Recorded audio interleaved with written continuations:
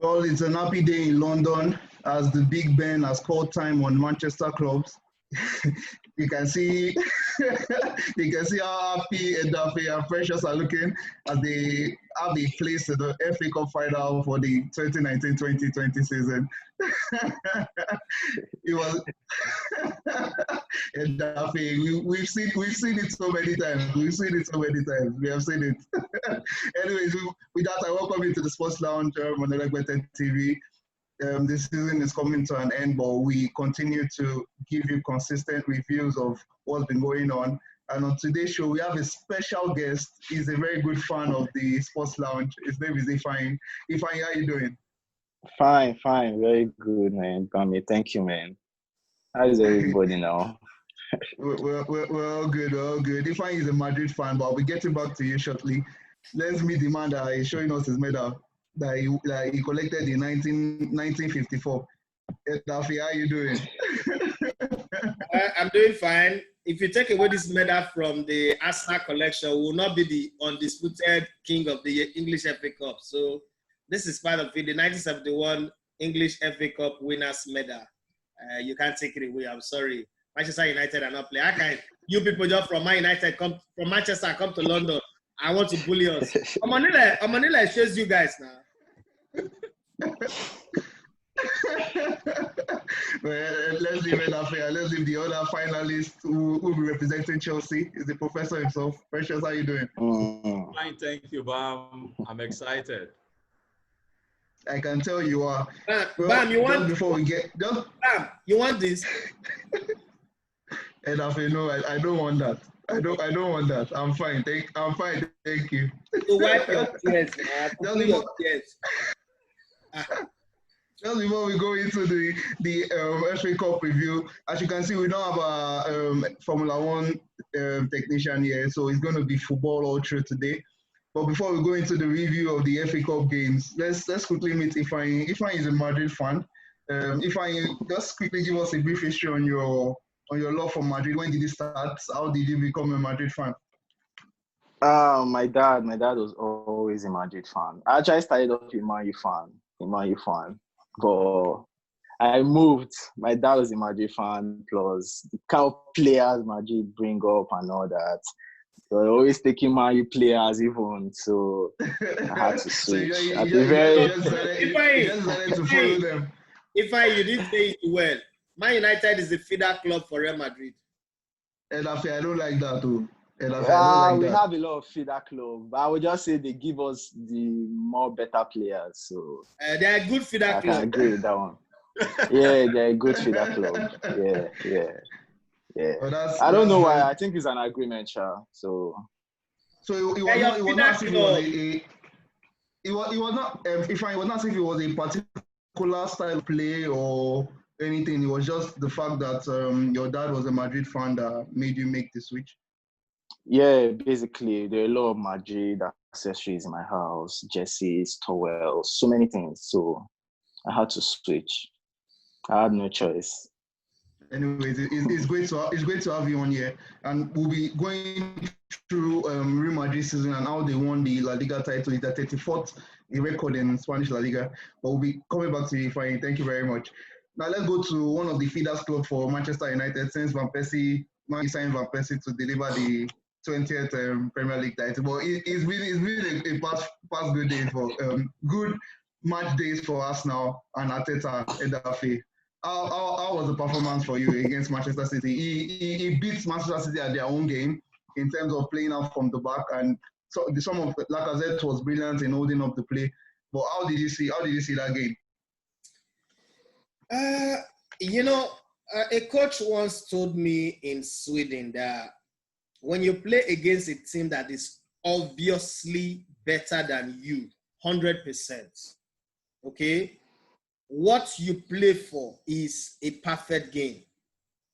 You play for that game that defines a season, that game that defines everything. So when you look at the Arsenal team, to beat Man City, they needed to play a perfect game. When they needed to score, they need the perfect passing from back to front to score the first goal. when they needed the second goal, when it seems like Man City were going to come and press and then get that equalizer and from there turn the game on its head because shoulders were going to drop, Arsenal again had a perfect route to goal. This is not the kind of thing that happens all the time. I'm not going to be so foolish to think that, oh, beat Liverpool, beat Man City, so this is how Arsenal is going to play going forward. The disadvantage to these two wins is it would kind of like make the board say, okay, we really do not need to sign more players, maybe just one or two. Saliba is coming, this one is coming, and we'll be fine. If we can tie up Aubameyang now, we'll be fine. Oh, from now going forward, you should be starting Aubameyang and Lacazette.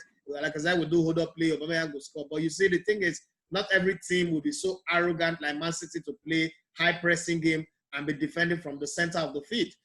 Some of that teams will defend deep like Wolves, like Sheffield United, those teams that you cannot beat by this style of play. It's going to be difficult. The thing that made Arsenal beat Man City was, one, everything went well. Shadran Mustafi became Alessandro Nesta. David Lewis became Paulo Maldini. Garantiani became Franco Baresi.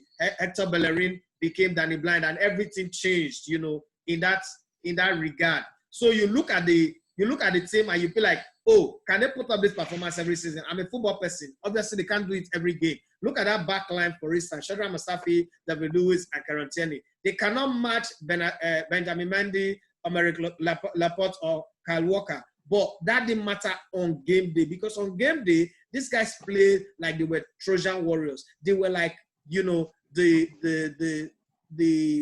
what's that tribe that have fire in Game of Thrones? They were just everything put in one. It seems like they had James Bond, they have Tom, what's it called? Mission Impossible guy, what's his name now? Tom Cruise, they had Jack Bauer. They had everything. But you can't put up that performance every game. So that's my fear. Because if you look at Hector Bellerin, Dani Ceballos, Granit Xhaka, and Ashley Maitland-Niles, I was across that midfield. On that day, this team will take 5 goals from Man City. But let's not talk about what would have happened. Let's focus on what happened.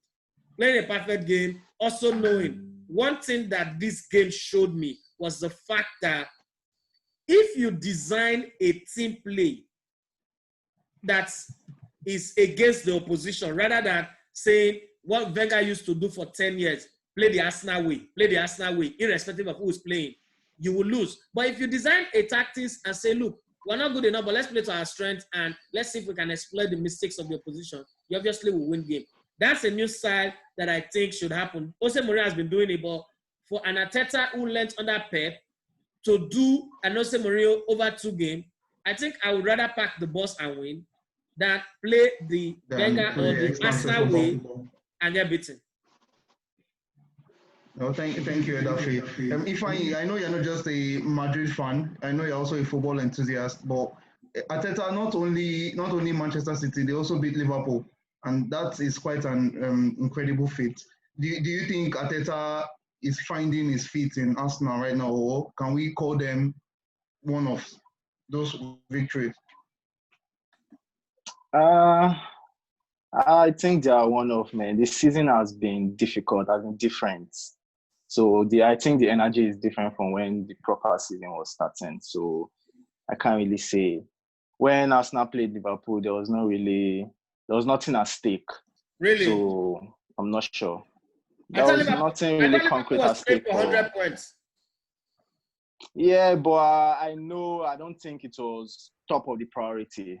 It was something they can achieve, but I don't think they will have killed themselves for it. The season will soon start again, September, right? So I don't think it's something that they can overly bother about, even if they don't get it. So I think we should judge Arteta for next season. Yeah, and after talking about Liverpool, what do you attest their drop in performances so far? What do you attest it to? I think I'll go one thing with Ifeanyi. One thing that Ifeanyi said, this is an unusual season. So most of the things that you cannot be an expert analyst anymore. These players who went on break for 3 months, the usual 3 months that comes with the normal end of season break. And then they came back playing in an empty stadium, something that has not happened in their lifetime. None of these players have experienced football in a hologram kind of this. And then the fact that Liverpool had won the title before now, I told someone that if the title was a 2-horse race, like 1 point difference, maybe Liverpool might have ended up in 4th or 3rd. A typical example of that is the form Leicester was in before the break. And where Leicester is today, Leicester might end the season in 6th position. Whereas if coronavirus had not come and the season had run its course the way it was, ended in May, I'm certain that Leicester would have been confirmed 3rd, Chelsea 4th, okay, because of the form. And Sheffield United would have maybe been the team that will urge Man United to take that final position. Man United will be looking for Europa to win their place back into the Champions League. But all of that changed with the season. So I really can't. I agree with him that they really don't have anything to play, and then we are realizing that the season is starting in September. September is just 2 months. It's already here. It's already here. So why burn your energy for that? But in that same regard, I'm going to give Arteta a lot of credit for even setting up the way it did and daring to go the way it goes. But I'm going to judge Arteta by next season because there's so many things that can happen. Arteta came out publicly and said he can call Stan Kroenke and have a conversation. Now he's had 2 games. I hope that conversation does not go with, oh boss, I think we can do well. The team is okay. There's no problem. Arsenal need to urgently and desperately, if they need to pay the takers, to ship out Mesut Ozil. Mesut Ozil is no longer interested in football. He's okay with earning 350 a week. And then use some of that money to pay low budget Thierry Henry in Aubameyang, and then keep him for another 2 seasons. I don't know if big salary will spoil him, but give him that 250K, give the man a damn contract, let him stay, and then look for people to support him. Saliba seems to be like a messiah coming, but he's 19. Where in the world have we seen a 19-year-old defender do extremely well? Nowhere. The good thing that would also happen to Arsenal, but unfortunately now they're in the finals of the FA Cup, they might win it and then go and play European competition. I think that one of the good things that would have happened to them is for them not to qualify for any European competition and then buy player. One area again that Arsenal is lacking, Arsenal no longer produce London players. Now the thing with not producing your own players, people who have the heart and soul of your team at heart, is that the people who come are like tourists. No matter how tourists admire your city, they're going to go back to their place. These players in the Arsenal team do not know what it means to play for Arsenal and lose. Most of them do not know what it means to play against Tottenham, and if you lose, what it means, what it really means. They don't know, because they didn't grow up in the city. Most of them don't know what it means to lose to a Man United. Most of them don't know what it means to play against Fulham, West Ham, Leeds United that has just gained promotion, and all those things. So it's difficult when you have a team that does not have the culture, the DNA. I'm not talking that kind of Man United ex-players kind of DNA, but the DNA of the city, not the club. In them, it is hard. So I think Arteta has got a lot in his hand to take care of, and I hope he does well. I still insist that Wenger did a lot of damage at Arsenal before he left, and it's going to take plenty of years to fix those damage. Well, thank you very much, Adafe. That was very well said. Well, let's leave where people that were not sure have the commitment to their club to definitely someone who has commitment to the club, and that's Frank Lampard, who masterminded his team to the FA Cup final. He's doing very well, Precious. Let me bring you in for the first time today. He's doing very. I think we lost Bamiji. Bamiji, what happened to you? Just when I think what he wanted to ask, I don't know, but Chelsea is general. No, Bamiji. I think you need to come again with the question. We lost you for a moment. We lost you for a moment, so come back with the question. Okay. I said just before we talk about what Lampard has done this season, let's talk about it was United versus Chelsea. Lampard had lost 3 times previously, and he knew he couldn't lose the fourth time. But could we attribute this loss to Ole tinkering his team, or a big thumbs up to Lampard again? No, I cannot blame Ole for any reason for the lineup that he put out. And the reason is, if you watch the last 2 games for United, you could see the players were jaded. He had not rotated this squad for quite a while because the guys were producing. And if it's not broken, there's no need to fix it. It's a very crucial stage in the season. Yeah. So, but then today, he just had to make that change because on a good day, United could have beaten Chelsea, right? However, one thing worked for Lampard also rested players. He dropped Christian Pulisic, who had been Chelsea's best player since the restart.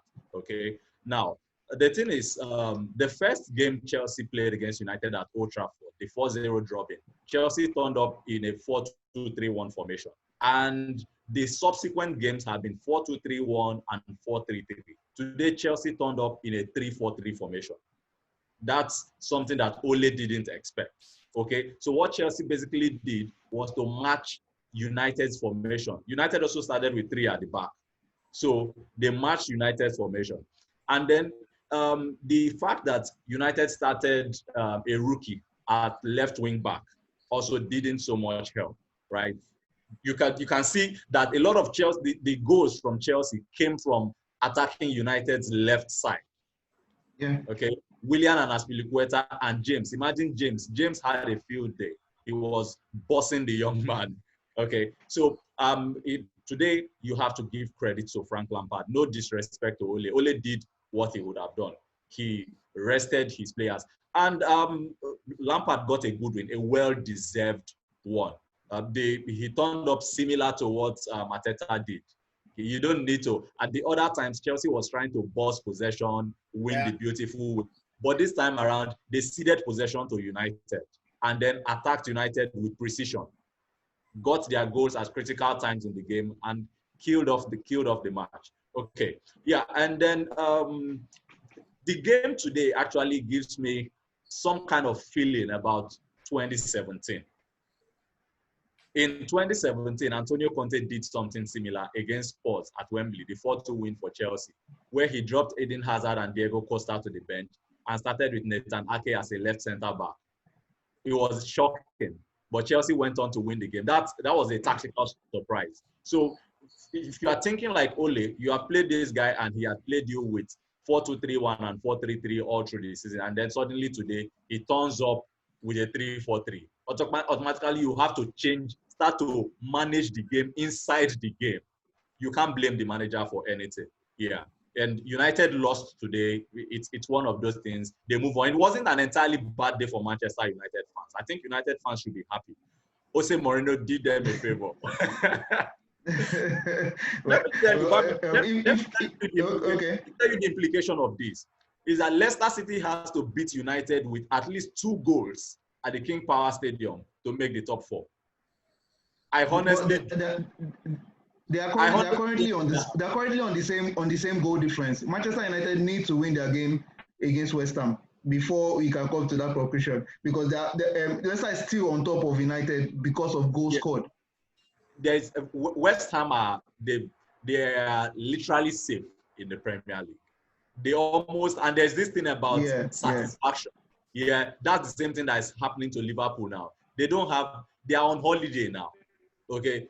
So the Michael Antonio who had scored 7 goals since the lockdown, if the Premier League had started after the lockdown, Antonio will be the top scorer in the Premier League with 7 goals.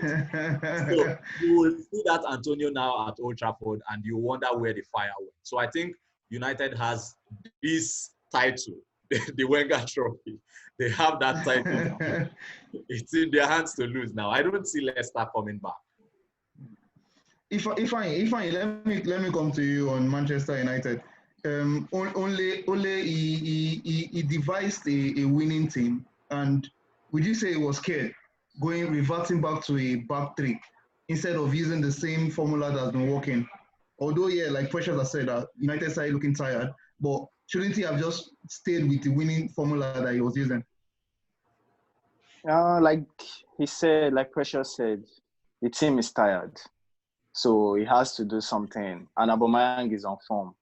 At least he has scored twice in the last match, or in the last 2 matches. So I think because of Aubameyang's form and the team being tired, he just had to protect the left backs, the right backs, the midfielders especially. So I think he wasn't scared. He was more respectful, not scared. Okay. Edafi, Olivier Giroud has now scored, I think, 5 goals since the restart of this thing. How do you rate him as a striker? Because despite Tammy Abraham's very good start to the season, he seems to be Chelsea's number 9 now. Do you rate Olivier Giroud as a striker? He played for Arsenal. He was good. If you ever have people who will bring in the crosses, Olivier Giroud is your go-to man. But Olivier Giroud cannot win you a league title. Thierry Henry was not wrong when he said that. People said he was saying rubbish, but that's the truth. Olivier Giroud can play in a team that will win title, but you will not attribute the win of the title to him, just like the French team that won the World Cup. You can't pick up a standard game and say, oh, France won this game because of Olivier Giroud. No way. So it's the same thing. I don't think it's called a goal, sir. No, it is called a He didn't goal. have a shot on target till the final. He didn't get a shot on target in the final. So now push it further down. Olivier Giroud reminds me of Ole Gunnar Solskjaer as a Manchester United player, even though Solskjaer was a lot more deadlier than him, because with Solskjaer warming up on the bench, the opposition is already panicking because they know what he can bring in. But nobody scores the ball with header like Olivier Giroud, and nobody scores a near post goal like Olivier Giroud. Those are some things that he's got. It's like Drogba and Anelka. You know some of the things that they have, they are exclusive to them. Nobody calls the ball in like Thierry Henry. Nobody puts you on the run like the early days of Michael Owen. Or nobody chips from afar like Raul Gonzalez of Real Madrid. So Giroud, I think Giroud has a good control. His first touch is very good. And then another thing that Giroud brings is his hold-up play, which, like I said, is trying to copy. He's a better hold-up play. He's a better player with his back to the goal. But the way they play him with expectation of a 20-25 goals, what Harry Kane is doing. Like he should bring in 20-25 goals a season, or what Aubameyang is doing. Unfortunately, you cannot expect him to lead the line for your team. That's where they put him on the bench. And Tammy Abraham started very well. But try and understand that a coach does not just need 11 players. And Jose Mourinho alluded to it when he responded to the question they were asking him why he was putting one player on the bench and starting another, Bedouin or so.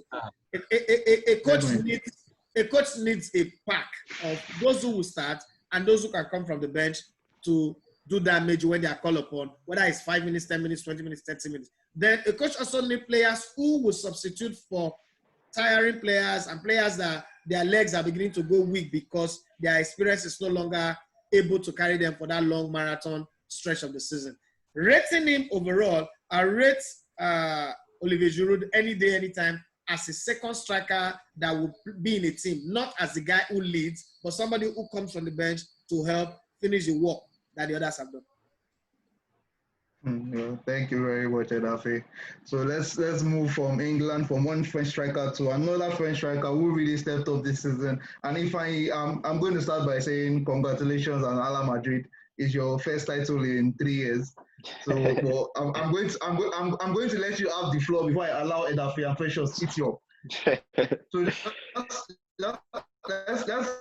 let's walk through your season. What happened that made you guys win the title? Teamwork. That's just it. That's just what this season is all about. Aside being happy that we won the league, I'm more happy for more things. I'm happy that we could do more things I thought that we couldn't do. Do you understand? But we had the players to do it. I mean, normally, Varane, Ramos on paper are very good to stop a team from scoring. Normally, this season, it actually came out. Like, Madrid defense is that good. But normally, we concede goals. But this season, we could see that, okay, these guys can actually shut it up. The whole Ronaldo thing, I think it's over by now. I think we are over Ronaldo. I thought it would take a long time. I thought it could take years, 5 years or more. But in 2 seasons, 3 seasons, we won the league and Ronaldo has gone. I think it's credit for all Madrid players. I mean, I knew we could do it. Madrid players are that good, but I didn't think it would come this soon.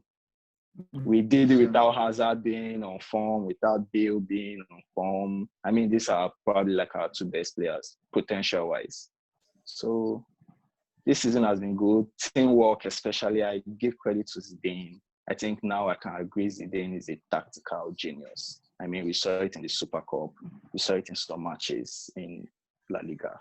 So that's all I have for this season. I think this season has been superb. And again, I think for the next 10 years, I think Madrid has really set themselves up for the next 10 years. I mean, the players coming up, the young players, I mean, the mixture with maturity, Varane is just 27. It looks like he has been playing forever. Casemiro is still there. Carvajal. The amount of experience these guys have, you mix it with those young players, I think we're ready for the next 10 years, personally. Yeah, I echo what you're saying in terms of the teamwork, because you guys called you had 21 different outfield different scorers, meaning that only three people did not score. But how much did Benzema? How much was Benzema's rise from Ronaldo's shadows? Because that was the talk of that Benzema was more of a servant to Ronaldo, but he really rose up this. Was the Firmino of Real Madrid.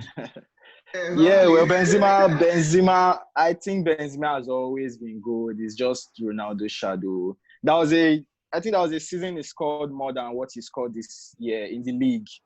He had a better season in the past, but people don't really know about that. I think he scored 24 goals or 23 goals, more than what he did this year and every other year. But people will not know, because that same season, I think Ronaldo scored 48 goals. Much more. So, yeah, Benzema has actually been that good. It's just now Ronaldo has gone. People can see it now. If Hazard actually balled to how we expected him to ball, I don't think people will notice Benzema again, because Benzema will be the one assisting, laying it for Hazard, right?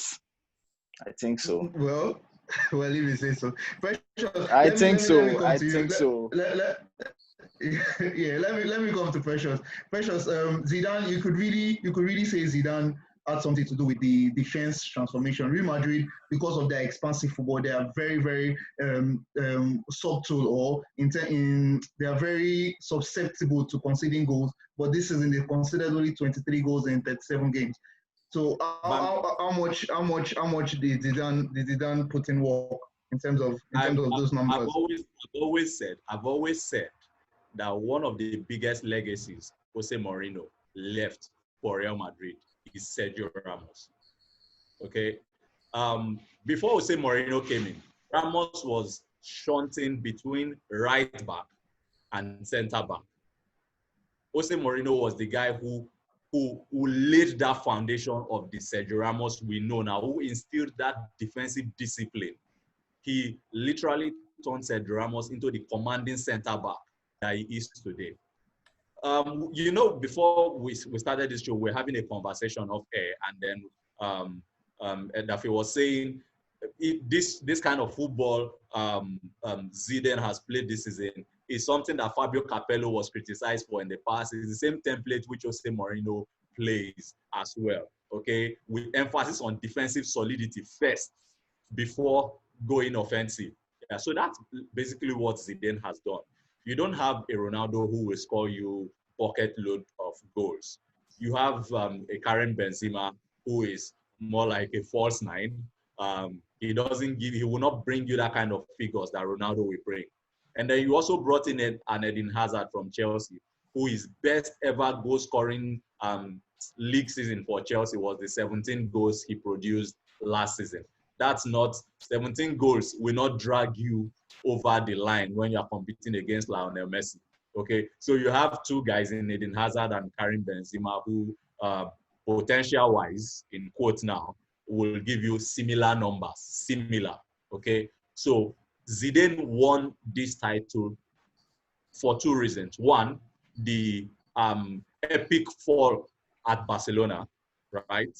And then the defensive solidity of Real Madrid. I also like to give credit to Sergio Ramos, really. Sergio Ramos won single-handedly not less than 11 points for Real Madrid this season.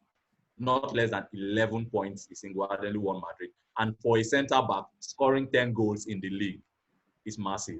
That's unheard of. Yeah, so credits to Zinedine Zidane, really. But then it's good to know that players like Sergio Ramos, who I still credit to Jose Mourinho for, and Thibaut Courtois, who responded to his poor first season this season, actually contributed a lot to the success that Madrid has had.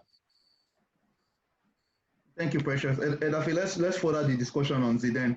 He left after that third Champions League, and there were talks that he can only perform when Ronaldo is around. But I mean, he's come back to show this season that he doesn't need Ronaldo. But can you really give him praise for being a tactical manager or a man manager? Well, people outside football have the way of twisting language and using words in football that amazes me. And most times it gets me very, very sick, sitting like, okay, what do they even mean that some people say it was lucky. Some others said that he can't manage without Ronaldo. And then there are those who are not saying that, okay, he's better than Pep, he's better than Klopp, he's better than Jose Mourinho. And then, excuse me, those group of people who come and tell you now that he should go and coach Marcelo Bielsa's Leeds United, or he should go and coach West Ham or Leicester City to the title in the EPL to prove that it's good enough. But people forget that the most difficult team to coach is a dressing room that is filled with egos. Players who can look you in the face and tell you that anything you have won in your life, I have won it. In Champions League, in League title, in World Cup, in Euro Cup, anything you have won in your life, I've won it. So you can't talk to me the way you're talking. And meanwhile, whatever it is you were earning in your days, I've earned times 10 of it. They look your face. They don't see you as a father figure. They see you as just another guy who is going to benefit from their hard work. Those are the most difficult people to manage. To be able to manage them to the point where people are in a hurry also to forget how Sergio Ramos was fighting. Sergio Ramos actually had a spat with Florentino Perez. A man as powerful as Florentino Perez.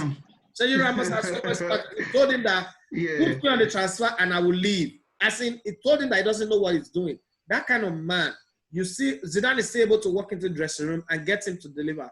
Karim Benzema scored 21 goals last season in 36 games. This season, again, 36 games that he played, he scored 21 goals. What Ifeanyi was trying to remember before his network cut him off was the season 2015, 2016, if I'm not mistaken, where 2015, 2016, where Karim Benzema in 27 league games scored 24 goals. Now, one of the things that people don't give Karim Benzema credit for was the fact that he's not a lead striker. His job was to play and make Ronaldo shine. Not too many people have that ability to say, you know what, let me put the interest of the team ahead of my personal interest. It's not as if he didn't have chances to score goals. He didn't need to score 49 goals or 50 goals to prove any point to anybody. The thing is, he drew attention to himself so that there'll be spaces for Cristiano Ronaldo. He got balls that he knocked down for Cristiano Ronaldo. He also laid a whole lot of passes for Cristiano Ronaldo. That kind of striker is awesome. It's priceless to get. It doesn't get in the controversies. It doesn't get in the issues. And then there was this whole Matthew Valbuena issue that would have destroyed his career if he wasn't top. Let's not forget Adriano's father's death destroyed him completely. He couldn't get back to his feet. And so many other players that have had very, very minute issues and then they can't find their feet again. So I think I'll give Karim Benzema a lot of credit. But most of all of the credit goes to Zidane. There's never been a time where I say he wasn't good enough. It is hard. Ex-players, especially look at Africa, ex-players hardly become good coaches because they have this in my days syndrome. In my days. They keep saying it and that destroys the dressing room. But this guy was able to put that behind him, come into the dressing room that is filled with people like Sergio Ramos, Varane, who's now like an icon, and then Benzema, then Luka Modric, and then Casemiro, who's the new kid on the block, and then they brought in Balloon, Eden Hazard, and Vinicius Junior. all of these guys in the team, and he was able to squeeze all of them together, get the lemon juice out of the lemonade, the lemon and do lemonade, get the orange juice out of it to do fruit juice, get everybody in the right order, and win. You know that thing they say, sit in the front of the line. When the opportunity comes, be the guy who will grab it. Yes, I agree that it is the kind of football that Fabio Capello played that got him the sack twice in 1997 and 2007 that he played. But I think the club also understand that the times are different, the competition is different, the environment is different. And to think that when Barcelona imploded, they were not the only team that is in vantage position. Atletico Madrid could have taken advantage, but they did. And then we can talk about the snag that VAR brought to the matter after the restart. But either way, I think they are good for their victory. Congratulations to them. We're really, really out of time now, 4 minutes to go. But we must say that credit to Zidane and credit to all of the coaches we've mentioned. What's it called? The guy at Chelsea, Frank Lampard, Mikel Arteta. Just so that they get better. I think Lampard will be better next season. I also think that Ole Gunnar Solskjaer will be better next season. But Zidane, we've got to watch out for him. And one coach that we never mentioned is the guy who came to Bayern Munich. Things were not going well as a flick or whatever his name is. Yes. Nobody gave him a chance because he was really a nobody. And it's not as if he had Ian Robben and Frank Ribery. He had some players that were misfiring. Muller was no longer the Muller he used to be. At the time he came in, Lewandowski was, almost lost, was not doing well. But Borussia Dortmund and Leipzig were firing on all cylinders, but he delivered the title. And thank God, I'm happy for that anyway because it benefits my business. But credit to all of these coaches. Well, yeah. If it's a pity, I think we've lost Ifeanyi. It would have been us telling him congratulations. Actually, it's congratulations to all three of you. So we're going to use the remaining time to get predictions in. So Arsenal versus Chelsea in the FA Cup final. What's it going to be?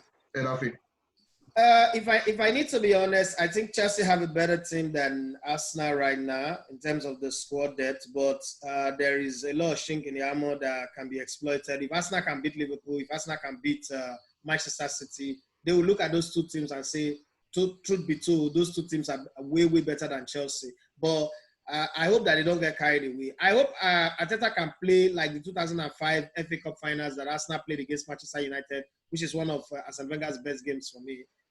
I'm going to predict that Arsenal will win that one because Arsenal have a better run in the FA Cup than any other team. Played more finals than any other team. Won more finals than any other team.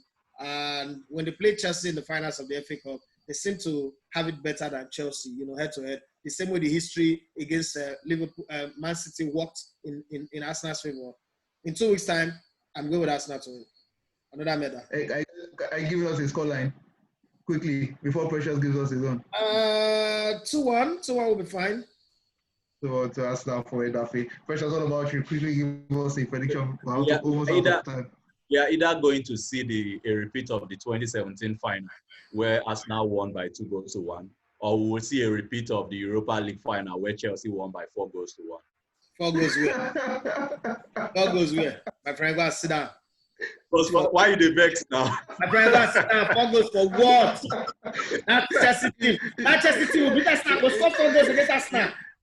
Just hold on. What do you again? The attack will be tricky. I'm guilty. Thank you very much, everyone. Please subscribe, comment. Wait. You're telling me that this Ogomugoro Chelsea team will score 4 goals against Arsenal? Yeah, we wear 3 now, no verse. We'll score 3. Well, we're beating at 3-0. Now, don't take time. This is Chelsea team. Well, this podcast crew, my name is Ojoba Viji. I'm your host, as always. Bye-bye. Have a nice time. Don't let me best for you. Don't let me best for you. For what? For? I beg. All of now, come up for the screen.